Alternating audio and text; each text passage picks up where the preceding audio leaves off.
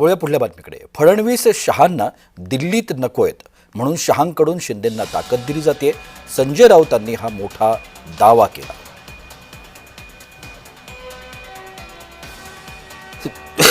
एकनाथ शिंदे हे रडगाणा घेऊन जेव्हा अमित शहाकडे गेले म्हणजे त्यांच्या मायबापाकडे गेले, याचा अर्थ स्पष्ट आहे, एकनाथ शिंदे यांची कुठेच ताकद नाही. त्यांना भारतीय जनता पक्षाच्या मतावर आपल्या जागा निवडून आणायचे, ज्या विधानसभेलाही झालं. शिंदेची जर ताकद असती तर एवढे अपमान होऊन प्रदेशाध्यक्षाकडून ते रडत गेले नसते अमित शहाकडे. आणि अमित शहांचं राजकारण याच्यामध्ये असं आहे, त्यांना देवेंद्र फडणवीसांना चेकमेट करायचं म्हणून ते एकनाथ शिंदेला ताकद द्यायचा प्रयत्न करतात. त्यांना फडणवीसांची ताकद वाढवू द्यायची नाही आहे, त्यांना फडणवीसांना दिल्लीच्या दिशेने येऊ द्यायचं नाही आहे. याच्यामुळे महाराष्ट्रात त्यांना शिंदेच्या गुंत्यामध्ये अडकून ठेवायचं.